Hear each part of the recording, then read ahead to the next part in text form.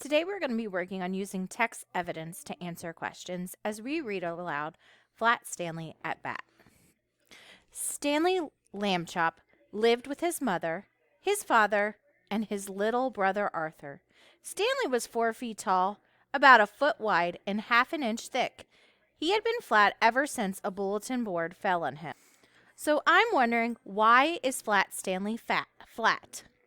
So I'm going to look back and see what happened in the text. So I see the word flat here, and I'm going to reread. He had been flat ever since a bulletin board fell on him. Oh, so a bulletin board is what flattened him. That's my text evidence. Sometimes being flat was a bit tricky. When he turned sideways, Stanley was hard to spot, and a gust of wind could sweep Stanley off his feet. But he never let his flatness get in his way. I'm trying out for baseball, Stanley told Arthur one day. Arthur helped Stanley practice. Stanley hit 1,000 pitches. He caught 1,000 fly balls. Stanley's hard work showed at tryouts. Congratulations, said Coach Bart. You're our new center fielder. Opening day was bright and breezy. The teams ran onto the field. There's Stanley, cried Arthur. Mr. Lambchop snapped a picture. Miss Lambchop cheered. Hooray for the other players, too, she added politely. Stanley was the first batter. He stepped up to home plate, turned sideways, and pulled back his bat. The pitcher squinted at Stanley. This guy is so skinny, he said. I can hardly see where to throw. He threw a pitch. Ball 1, said the umpire. Another pitch. Ball 2, said the umpire.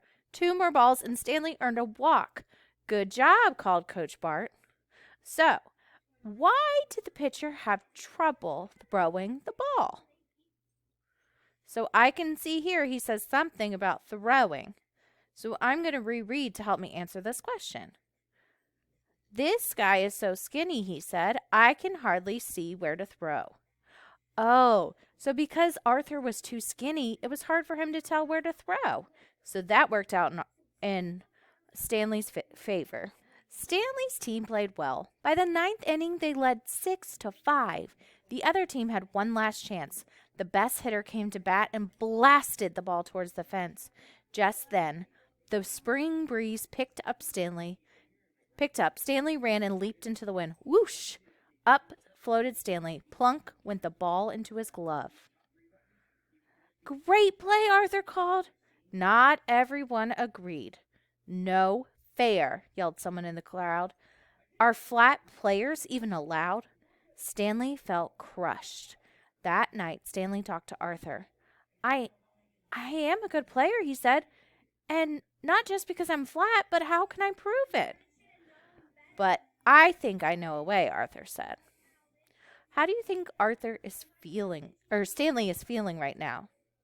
Sometimes we can use the pictures to help us figure it out, and sometimes we can use what it says in the story.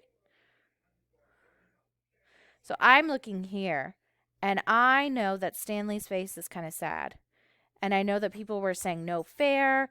Is he even allowed in the game? So I am thinking that Stanley is feeling sad. The day of the second game was bright and breezy again, but something was different. Stanley, gasped Miss Lambchop. Her son was not flat. He was bursting out of his uniform. Miss Lambchop gasped again. My clean laundry! A sock stuck out of Stanley's collar. A purple frilly blouse trailed from his pant leg. That's my favorite one, Miss Lambchop said. There was no time to worry about the clothes. A batter smacked the ball over Stanley's head. Stanley ran and leaped into the wind, but this time Stanley didn't float, and the ball didn't land in his glove. It sailed right over the fence. So for this question, I have to infer, because it's not in the text. Why does Flat Stanley have clothes inside of his uniform? Well, I know from the text that he was too flat and people said that it wasn't fair. So if he stuffs himself with clothes, that's going to make him not flat and he's not going to be able to float away. So maybe Flat Stanley's trying to make it so that it seems fair that he's playing baseball. Soon it was Stanley's turn to bat. The pitcher had no trouble seeing where to pitch now. "Strike one," called the umpire. "Strike two. Strike three." In the bleachers, Arthur gulped. He had made a terrible mistake helping Stanley unflatten himself. The last inning rolled around. The game was tied. Stanley came to bat. He heard Arthur's voice in the crowd. "Come on, Stanley, you can do it." The pitcher threw the ball, and Stanley smashed it. The ball flew into the outfield. Bat! It bounced off the wall. The right fielder ran to pick it up. Meanwhile, Stanley tore around the bases, first base, second base, third base, and Stanley headed home. But so was the ball. "Stanley, slide!" shouted Coach Bart. What do you think's going to happen? Do you think he's going to make it? I'm wondering, where did Stanley hit the ball? So I'm going to look and find the word ball because that's going to help me find the evidence. Up there, the ball flew into the outfield. So where did he hit the ball? In the outfield. Very good. Arthur's heart raced. Now, when Arthur's heart races, does that mean that his heart is going on a race? No, that just means it's going really fast. If Stanley were still flat, he could slide easily under the catcher's glove.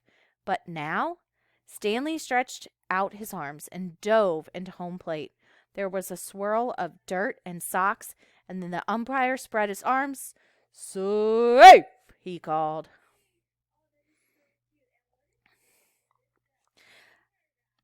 "Wahoo!" Arthur hollered. Mr. and Mrs. Lambchop clapped so hard their hands hurt. "No fair," yelled someone in the crowd. "Look at the muscles on that kid. Are players that big even allowed?" Stanley grinned. "So they're not happy with him whether he's big or small." What made Mrs. and Mr. Lambchop's hands hurt? Very good. I'm going to look back at their hands hurt, and I'm going to look at what happened in that sentence. Yep, they were clapping so hard their hands hurt. "Not so many socks next time," Mr. Lambchop called down to Stanley. Miss Lambchop looked at Arthur. "And no blouses." A blouse is a fancy name for a shirt. I hoped you liked reading Flat Stanley today and using text evidence to find the answers that we answered during the story.